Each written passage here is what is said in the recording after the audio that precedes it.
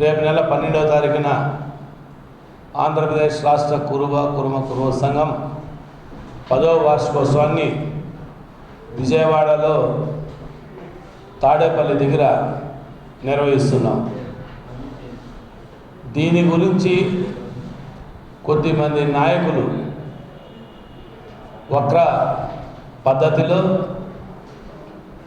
గౌరవ మంత్రి సవితా గారిని నేనేదో దుర్భాషలాడినట్టుగా, అదేవిధంగా ఇక్కడ తిరుపతి పట్టణంలో కనకదాస్ గారి విగ్రహారణ బహిష్కరణ చేస్తానట్టుగా అవాస్తవాలు క్రియేట్ చేసినారు. వాస్తవంగా 8 సంవత్సరాల ముందు ఇదే తిరుపతి ప్రెస్ క్లబ్లో కురవ అంటే ఎవరండి అని చెప్పి విలేకరు సోదరులు నన్ను ప్రశ్నించినారు. ఆ రోజు చెప్పినాను, మైగ్రేటెడ్గా ఎంతోమంది ఇక్కడ 1000 ఇండ్లు పైన ఉన్నాయి. నేను పుట్టిందే తిరుపతి, నేను 1వ తరగతి చదివింది బాలమందిరంలో, నా తమ్ముడు డాక్టర్ పుట్టింది ఇక్కడే, మా ఫాదర్ రామకృష్ణ డీలర్స్ పాత సినిమా థియేటర్ ఉన్నది, మా ఫాదరే కట్టింది. తిరుమల 3వ సత్రం సుదర్శన్ దాని పేరు, మా నాయన సబ్ కాంట్రాక్టర్గా మేస్త్రి కాంట్రాక్టర్గా పనిచేసినాడు. సో ఆ రోజు నేను వచ్చినప్పుడు అవి గుర్తు చేసుకొని, మా కురువోళ్ళు ఇంతమంది ఉన్నారు, కుప్పం నుంచి కర్నూలు వరకు శాసించే స్థాయిలో రాజకీయంగా ఉన్నారు. కానీ అప్పటి పరిస్థితులు కానీ ప్రతి ఒక్కరు బేల్దారి పని కానీ సేద్యం పని కానీ ఈ విధంగా రకరకాల జీవనోపాధులు ఉన్నారు. ఫీజు రీంబర్స్మెంట్ వచ్చినాక మా కురవ పిల్లలు ఎంతోమంది సాఫ్ట్వేర్లు అయినారు, ఇంజనీర్లు అయినారు, లాయర్లు అయినారు. ప్రతి ఒక్కరికి తర్వాత రాజకీయ మనకు అధికారం కావాలనేది తపన స్టార్ట్ అయింది. దానికి ముహూర్తము మా గౌరవ అధ్యక్షుడు శ్రీ తట్టి అర్జునరావు గారు 2016లో ఒక అంతలక జనాల సమూహంగా 500 మందిని పిలిపించి ఒక్కొక్క జిల్లాకు 5 మంది 4 మంది సభ్యుల్ని కేటాయించి, అప్పుడు 13 జిల్లాలు మనకు ఉన్నాయి. 13 జిల్లాల్లో శ్రీకాకుళం, విజయనగరం, వైజాగ్, కురవలు లేరు. తక్కిన 10 జిల్లాల్లోనూ ఉన్నాం, కానీ ఎక్కువ శాతం ఉండేది రాయలసీమలోనే ఉన్నాం. కాబట్టి రాయలసీమ వాళ్ళకు ఎక్కువగా సంఘంలో అవకాశం కల్పించి, అదేవిధంగా గుంటూరు వాళ్ళకి కానీ, కృష్ణా వాళ్ళకి కానీ, గోదావరి జిల్లా వాళ్ళకి కానీ తక్కువ అవకాశం కల్పించి ఆ రోజు ఉమ్మడి రాష్ట్ర సంఘం, విభజిత రాష్ట్ర సంఘం ఏర్పాటు చేసినారు గౌరవ అధ్యక్షుడు తట్టి అర్జునరావు గారు. నాటి వారి నుంచి నేటి వరకు కానీ నా లెటర్ ప్యాడ్లో చూడండి, ఆయన పెద్ద విద్యావేత్త, ఎన్నో విద్యా సంస్థలు పెట్టినాడు, ఎంతోమందికి సేవ చేస్తున్నాడు. అట్లాంటి గౌరవ అధ్యక్షుడిగా పెట్టుకునేది మన అదృష్టం. అతను నాటిన మొక్కే ఈ రోజు కానీ విస్తరించి ఈ స్థాయికి వచ్చినారు. గత 2 రోజులు మీ తిరుపతి ప్రెస్ క్లబ్లో మొన్న తిరుపతి జిల్లా అధ్యక్షుని చెప్పుకుంటున్న మంగిరి రెడ్డప్ప, అతను నామినేట్ చేసిండేది రాష్ట్ర ఉపాధ్యక్షుడు కె రెడ్డి కుమార్ రెఫర్ చేస్తే మేము జిల్లాకు అతనికి అవకాశం ఇచ్చినాం. ఏమని ఇచ్చినాం? అయ్యా 3 నుంచి 6 నెలలు జిల్లాలో పర్యటించు, ప్రతి ఒక్కరిని చైతన్యం చేసుకొని మెంబర్షిప్ డ్రైవ్ చేయి, డబ్బు వసూలు చేయకూడదు. ఒకటి గుర్తుపెట్టుకోండి సోదరులారా, 2016 నుంచి ఈ రోజు వరకు భగవంతుని దయతో కలియుగ వెంకటేశ్వర స్వామి ఆశీస్సులతో ఈ రోజు కానీ ₹1 చందా వసూలు చేయలేదు. మా సభ్యుల సొంత నిధులతోనే, నా సొంత నిధులతోనే వెచ్చిచ్చి ఇంత గొప్ప గొప్ప కార్యక్రమాలు నేను నిర్వహించినాను. కాబట్టి ఇది దైవబలం ఉన్నది, మనుషులుగానే సహకరించినారు కాబట్టి పోతున్నాం. మంగిరి రెడ్డప్పకు ఆ రోజు మా రాష్ట్ర ఉపాధ్యక్షుడు ప్రపోజ్ చేస్తే అతన్ని నామినేట్ చేసినాం. అదేవిధంగా యువత అధ్యక్షుడిగా మల్లయ్య అనే అతన్ని రుయా మల్లిని ప్రపోజ్ చేసినాం. మీరు కొద్దిమంది కమిటీలు ఏర్పాటు చేసుకొని ఆర్థికంగా ఎట్లా బలపడాలనే దానికి 1000 కుటుంబాలు ఉన్నాయి కదా, మామూలుగా చందాలు ఎక్కువ కానీ వసూలు చేయమని చెప్పలేదు, ఏ ప్రోగ్రాం కానీ మేము చేయలేదు. మీరు ఆర్థికంగా బలపడాలంటే చిన్న చిన్న చిట్లు వేసుకోండి, 5% కమిషన్ ఉంటుంది, మెయింటైన్ చేసేవాడికి 2% తీసుకోండి, మిగతా 3% సంఘాన్ని నిర్వహించుకోండి అని చెప్పింది నేనే. ఈరోజు ఆ రోజు దానికి మొట్టమొదటి చందా 25,000 రూపాయలు బాయ్స్ హాస్టల్లో ఏర్పాటు చేసినప్పుడు నేనే ఇచ్చిన. ఎందుకు ఎక్కడ కానీ నేను ఇంతవరకు ఇవ్వలేదు. మొట్టమొదటిసారి ఈ జిల్లా ఈ తిరుపతిలో పుట్టినాను. ఈ తిరుపతి ఏదో ఒకటి సార్థకత చేయాలని గత ప్రభుత్వం కానీ, అంతకుముందు ప్రభుత్వం కానీ, ఇప్పుడు ప్రభుత్వంలో కానీ అన్ని కులాలకు ప్రతి ఒక్కటి భవనాలు ఉన్నాయి. మేము ఎంతో రాజకీయ చైతన్యం వస్తూ ఉండేవాళ్ళము, ఎంతోమంది ఆర్థికంగా బాగున్నారు. అట్లాంటిది మనకి ఇక్కడ లేదనే ఒక బాధతో ప్రతి ఒక్క ప్రభుత్వాన్ని నేను అడుగుతున్నాను. దీనికి మంగిరి రెడ్డప్ప పోతప్ప రిటైర్డ్ డిఎస్పీ గారు నిన్న కాకమన్న నా మీద విమర్శించినారు, పెద్ద మనుషులు. ఇంకో పోలీస్ డిఎస్పీ నందిండప్ప గారు, మేము సంఘానికి మీ సేవలు కావాలా, మా సేవలు ఉపయోగించుకోండి అంటే మేము పలికినామే, కానీ మీరు మాకు తూట్లు పడుస్తామంటే మిమ్మల్ని లేదు. సంఘాన్ని బలపరిచేదానికి దేశాంతరానికి పోలా. ఒకటి గుర్తుపెట్టుకోండి, జబ్బల సీనా అనే వ్యక్తి కురబలని ఒక్క ఆంధ్రప్రదేశ్ కాదు ఢిల్లీలో గద్దెపై నిలబెట్టిన. కురబలు అనేవాళ్ళు సంచార జాతికి మరో పేరు, గొర్రెల కాపర్లు. వీళ్ళని ఎస్టీలో కలపాలా. కర్ణాటక నుంచి మా కుల గురువులు కానీ, మా రాజకీయ దురంధరులు కానీ వాళ్ళు నేర్పిన విద్యతో నేను ఢిల్లీకి తీసుకెళ్ళినా. అదేవిధంగా ఎన్నో పోరాటాలు చేసినాం, ఎంతో వ్యవసాయం చేసినాం. ఆ రోజు మన కులాన్ని గుర్తిస్తూ వచ్చినారు. గతంలో చంద్రబాబు నాయుడు గారు ఇవ్వలేదు. 2019 ఒక టికెట్ ఇచ్చినాడు హిందూపూరు పెనుగొండ పార్థసారథి గారికి. అదే 2019 వైఎస్ఆర్సీపీ 2019 జనవరి 13వ తారీఖున కురబై గర్జన పేరుతో అనంతపూర్లో భారీ అట్టహాసంగా పెట్టినాం. కనీవిని ఇది అంతకుముందు 3 కుల సంఘాలు పెట్టినా ఫెయిల్యూర్ అయినాయి. అదే కురబల ఐక్యమత్యంతో ఆ రోజు మొట్టమొదటిసారి నేను చెప్పిన సిద్ధరామయ్య గారికి, అతను 3 సార్లు పోయినా అతను అపాయింట్మెంట్ ఇయ్యనన్నాడు. 4వసారి పోయినాను, బ్యాక్ పెయిన్ ఉంది నేను రాలేను అన్నాడు. నాకు తెలుగే రాదు కదరా, నేనేం మాట్లాడా. అతను వా అనేది రా అంటాడు, నాకు తెలుగే రాదు, నేనేం మాట్లాడు. పక్కన రేవణ్ అనే అతను ఉన్నాడు, ఎక్స్ మినిస్టర్. అతను చెప్పినాడు, నేను మెయింటైన్ చేస్తాను, మినిస్టర్ అతను, నేను ఇది చేస్తాను, మీరు రండి అంటే నేను బ్యాక్ పెయిన్ కారుతున్నాను. ఆ రోజు సార్ నీకు హెలికాప్టర్ పెడతాను సార్ అన్నాను. ఆశ్చర్యపోయినారు. నువ్వు ఎవరు రా అన్నాడు. సార్ నేను కొత్తగా స్టేట్ ప్రెసిడెంట్ అయినాను సార్, నచ్చిన వస్తాను పోరా అన్నాడు. ఆయన మాటకే 2013వ తారీఖున 2019 జనవరి 13వ తారీఖున వచ్చినాడు. కురబ గర్జనగా వచ్చినాడు. ఆ రోజు కనీవిని ఎరగని కురబల ఐక్యత చూసి అప్పుడి పీకే టీం కానీ జగన్మోహన్ రెడ్డి గారు కానీ గుర్తించి కురబలకు ఇది న్యాయం చేయాలా అని చెప్పి తను 2 ఎమ్మెల్యే టికెట్లు గోరంట మాధవ్ని సాధారణమైన సిఐకి 10 రూపాయలు పెట్టలేదు, వితౌట్ నామినేషన్ మనీ అవకాశం ఇచ్చినాడు. ఆ రోజున్న వేవ్లో పెనుగొండ నుంచి శంకరనారాయణ కురవ గెలిచినాడు. అదేవిధంగా కళ్యాణదుర్గం నుంచి ఉషశ్రీ గారు గెలిచినారు. అదేవిధంగా హిందూపూర్ పార్లమెంటు సభ్యుడు 3 సార్లు కంటెస్ట్ చేసిన నిమ్మల కృష్ణప్ప 2 సార్లు ప్రజెంట్ ఎంపీగా ఉన్నతను ఓడించి బంపర్ మెజార్టీతో గెలిచినాడు. ఇవంతా సంఘం ఐక్యమత్యంగా ఆ రోజు నుంచి కొనసాగుతుంది. ఈరోజు కొద్దిమంది ప్రశ్నించి ఇదే తిరుపతి పట్టణంలో 3 నెలల ముందు భూమి పూజ కార్యక్రమానికి ఇక్కడి శాసనసభ్యులు రానన్నారు. ఈ పాయింట్ బాగా మీడియా మిత్రులారా నోట్ చేసుకోండి. శ్రీనివాసులు గారు అన్న సీనన్నాన్ని ప్రేమగా పిలుస్తాను, నా పేరు అదే కాబట్టి నా మీద ప్రత్యేక అభిమానం. ఆయన కాంట్రాక్టరే, నేను కాంట్రాక్టర్ కాబట్టి అదొక అభిమానం. రాజకీయంగా ఇద్దరు సుడిగుండాలో తగులుకొని డబ్బులు కోట్లు ఖర్చు పెట్టుకున్నా కానీ మాకు పదవులు రాకపోయినాయి.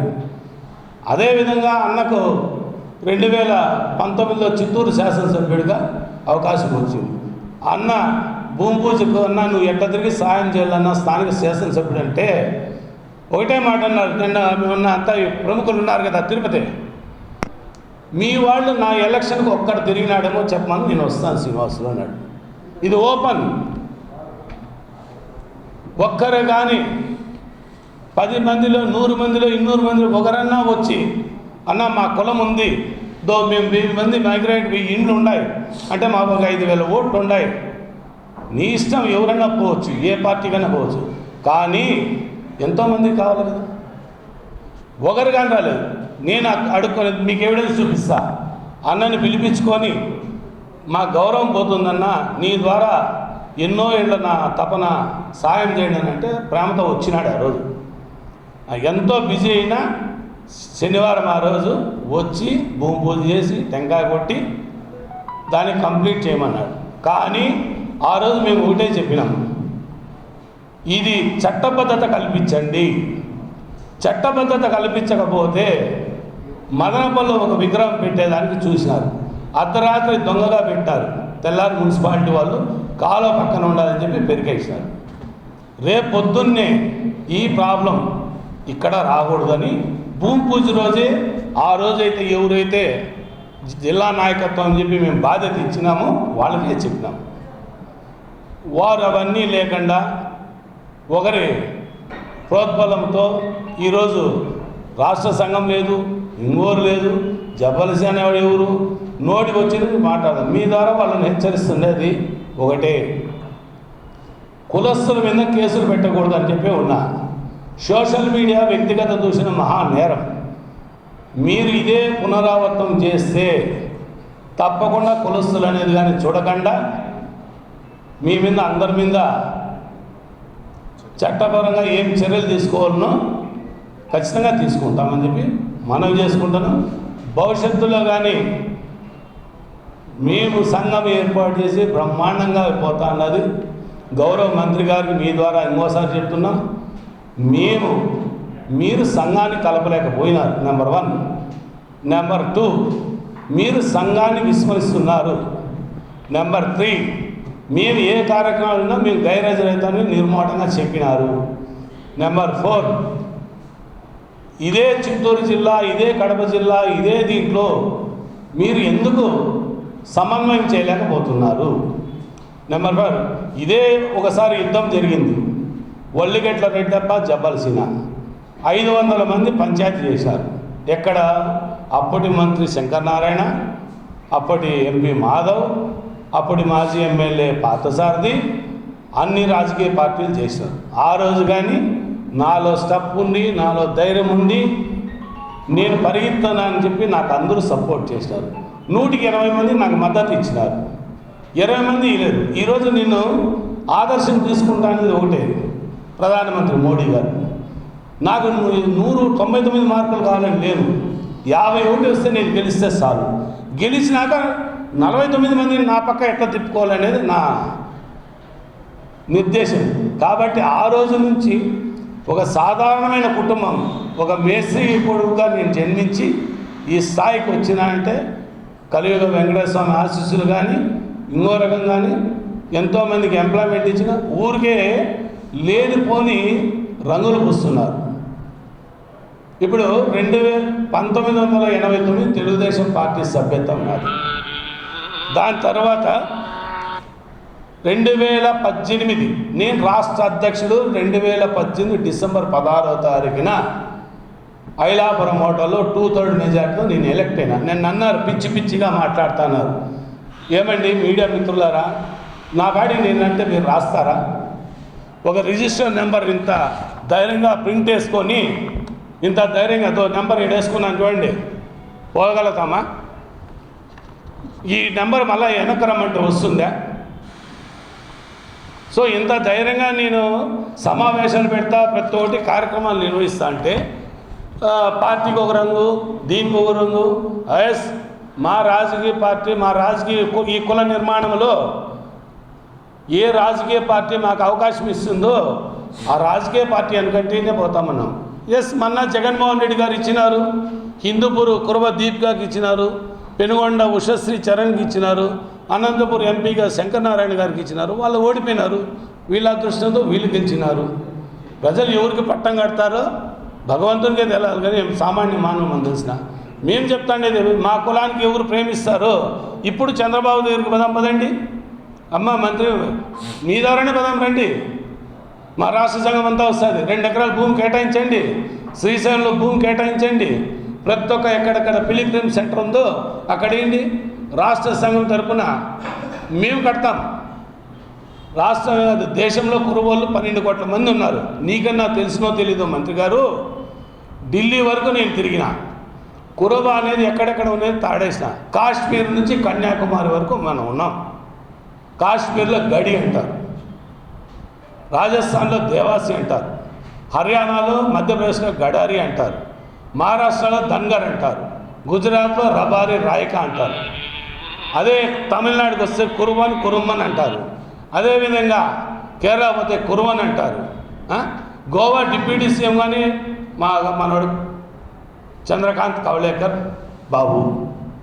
సో దేశమంతా ఇంత తిరిగి కురవలని ఇంత చైతన్యం చేసి బురదగుంటగా 4 మనుషులు పెట్టుకొని నిన్న ఒక పెద్ద మనిషి వచ్చినాడు. ఏమి దేవేంద్రప్ప కురవ కార్పొరేషన్ చైర్మన్. ఇది బాగా నోట్ చేసుకోండి.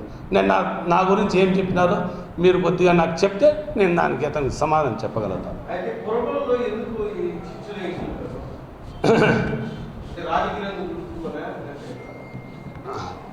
గౌరవ చంద్రబాబు నాయుడు గారు కానీ లోకేష్ గారు కానీ గతంలో 5 సంవత్సరాలు జగన్మోహన్ రెడ్డి గారు కురవలకు ప్రాతినిధ్యం ఇచ్చినారు.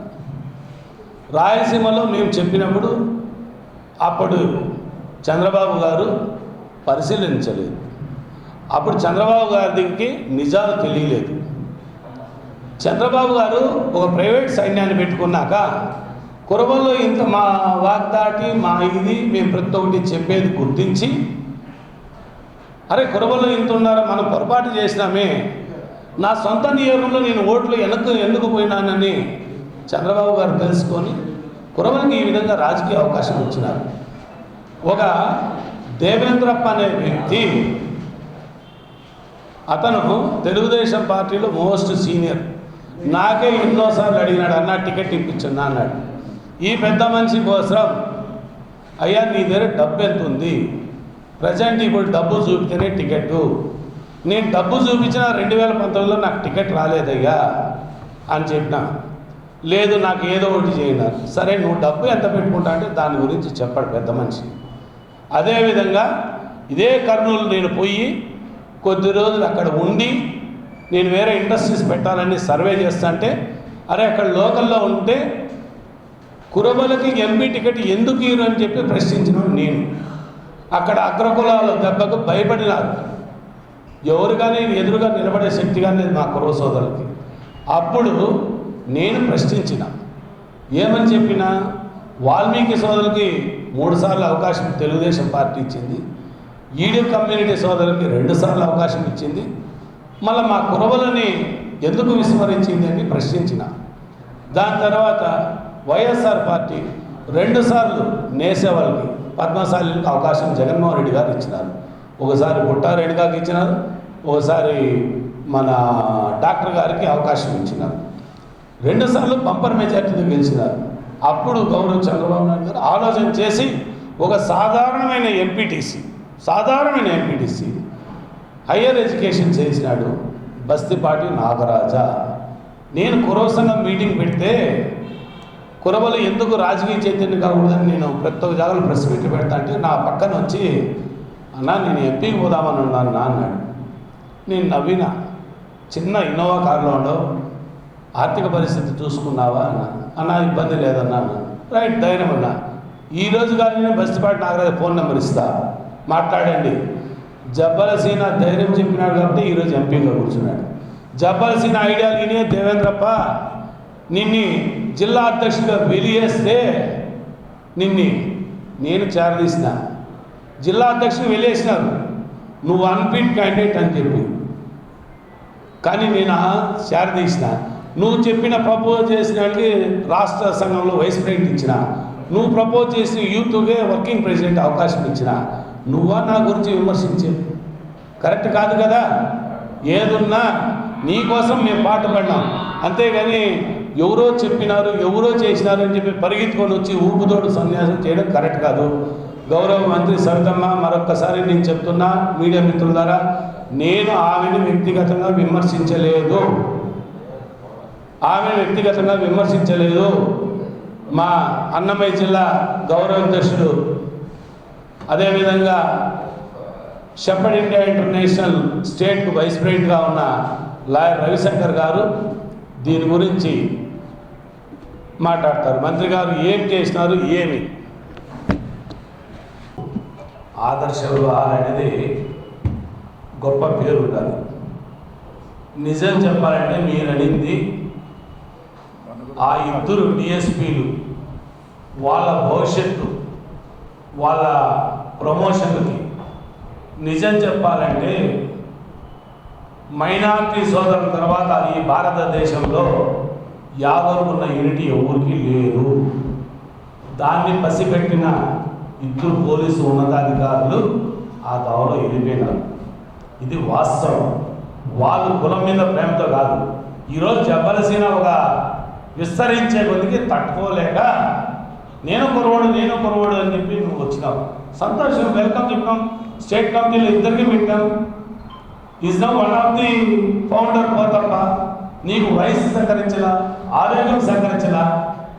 పోతప్ప కూతురు చేసుకునేది, నేను చేసుకునేది ఒకే ఇంట్లోనే.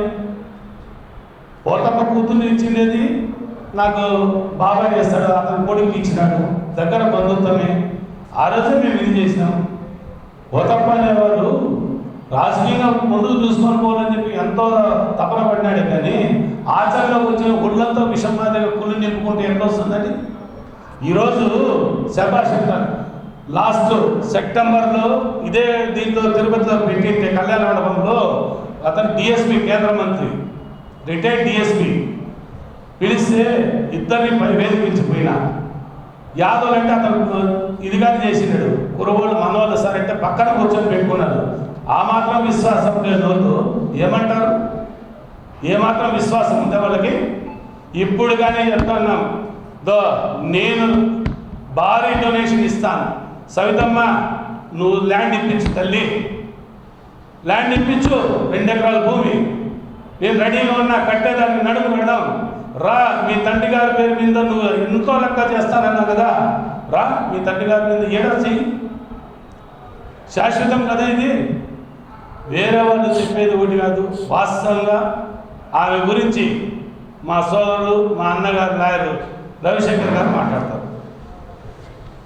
ఇదంతా పాల్గొన్నారు. ముఖ్యంగా మరొకసారి మీకు చెప్పేది ఒకటి,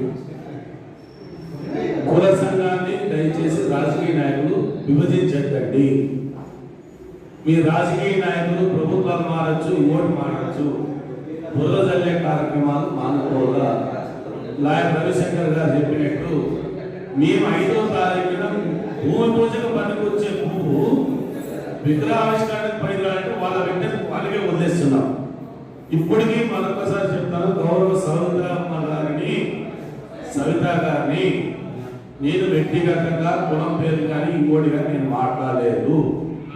ఎందుకంటే నేను బీసీ కులాల్లో ఇంత చైతన్యం తెచ్చి ఈ విధంగా నేను మాట్లాడేది కానీ ఆమె ఏమాత్రం ఆమె ఊగే అవుతున్నారు. రెండోది మీ ద్వారా చెప్తుండేది, సవితమ్మ గారి అనుచరులు, సౌద్రంలో వ్యాపారి పొందే వాళ్ళు ఎవరైతే సోషల్ మీడియాలో ఎగురెగురు చేస్తున్నారో ఖచ్చితంగా వాళ్ళు చట్టానికి అతీతులు కాదు. దీనికి మరొక ముఖ్య ఉద్దేశం, నాకు వ్యక్తిగతంగా హానికరం ఏదైనా జరిగినా మీడియా మిత్రులారా మీ ద్వారా తెలియపరుస్తున్నా, అది మంత్రి సౌజన్య అనుచరుల వల్లనే జరుగుతుందని చెప్పి మీకు మరొకసారి ఇస్తున్నా. ఈ విషయం గౌరవ ముఖ్యమంత్రి చంద్రబాబు గారి దగ్గరికి, గౌరవ లోకేష్ బాబు గారి దగ్గరికి, ఐటీ మంత్రి గారికి, అదేవిధంగా నా బీసీ సంఘాల కుల నాయకులు అందరినీ సంప్రదించి అతి త్వరలోనే 2-3 రోజులు ముఖ్యమంత్రి గారికి ఈ విషయం వినిపిస్తాం మీ ద్వారా తెలియజేసుకుంటూ ఇది ముగిస్తున్నా. జై కనకదాస, జై కురబా. అన్నమయ్య జిల్లా మాజీ అధ్యక్షుడిని, ప్రజెంట్ అన్నమయ్య జిల్లాకి గౌరవాధ్యక్షుడిగా shepherd international India Andhra Pradesh vice ప్రెసిడెంట్గా ఉంటుంది. నేను వృత్తిరీత్యా న్యాయవాది. 90వ దశకం నుండి నేను ఈ కురుబాలు అనేటువంటి ఒక ఆత్మాభిమానంతో కురుబ సంఘం అనేది ఎక్కడైతే మీటింగ్ జరుగుతుందో ఆ సమావేశానికి అన్నింటికి కూడా నేను అటెండ్ అవుతూ ఉండేవాడిని. రాష్ట్ర విభజనకు ముందు కూడా కురబలు అని అంటే ఒక రకమైన అభిమానం కాబట్టి సంఘం మీద అభిమానంతో అంత లెక్కల చురుగ్గా పాల్గొనేవాడు. ఆ తర్వాత రాష్ట్రం విడిపోయిన తర్వాత మాకు కృష్ణప్ప అని మాకు జడ్జి గారు ఉన్నారు. ఆయనని మేము సగౌరవంగా రాష్ట్ర అధ్యక్షుడిగా మేము నియమించుకున్నాం. ఏదైతేనేమి కొన్ని కారణాల వల్ల ఆయన తర్వాత జబ్బర్ శ్రీనివాసులు గారు రాష్ట్ర సంఘం తరపున పగ్గాలు పట్టుకున్నారు. అప్పటి నుండి ఎన్నో పర్యాయాలు ఎక్కడెక్కడో సమావేశాలు అన్నింటికీ అటెండ్ అవుతున్నాం. సంఘానికి ప్రత్యేకమైన గుర్తింపు కావాలని విజయవాడకి దాదాపుగా కొన్ని 10 సార్లు వెళ్ళి చంద్రబాబు నాయుడు గారిని 4-5 దఫాలుగా కలిసాం. ఆ క్రమంలో రాష్ట్రం కార్పొరేషన్ అనేది ఒకటి అనౌన్స్ చేశారు. అన్నీ దాదాపుగా 50 సంఘాలు, అప్పుడు 50 కార్పొరేషన్లు చేసేటప్పుడు కురబ సంఘం కూడా గుర్తించి ఒక కార్పొరేషన్ ఇవ్వడం జరిగింది. అప్పుడు సవితమ్మ గారు ఆ కార్పొరేషన్కి ఫస్ట్ చైర్మన్గా అయినారు. మా కుటుంబ సంఘంలో మేమందరం కూడా అప్పుడు అనుకున్నాం, ఎవరు ఎట్లా వచ్చింది, ఇంతమంది తిరుగుతున్నాం, ఎక్కడా మీటింగ్కి రాలేదే, ఎప్పుడు చూడలేదే గారిని అని అనుకుంటే, సరే మాకు తెలియలేదు, తెలుసుకున్న తర్వాత ఏంటంటే రామచంద్రారెడ్డి అని ఒక ఆయన మా కులస్తుడు, ఆయన 83 ప్రాంతంలో ఎమ్మెల్యేగా చేసి మంత్రి పదవిని కూడా చేసినాడు. ఆ తర్వాత తెలిసింది మాకు ఆ రామచంద్రారెడ్డి కూతురని.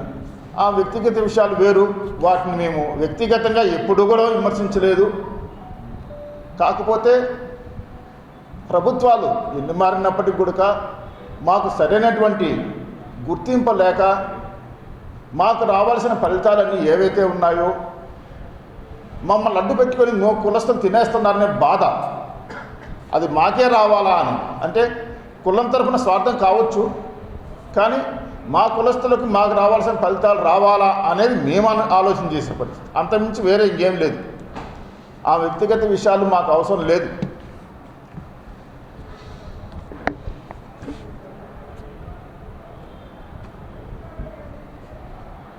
రాజకీయంగా మా నాయకుడిని విమర్శిస్తున్నారు. ఈరోజు ఒక పార్టీ, రేపు ఒక పార్టీ, ఇంకొక పార్టీ అని. ఈ విషయం మీకు చెప్తే మళ్ళా మీరేమన్నా విమర్శ అనుకుంటారేమో. కాకపోతే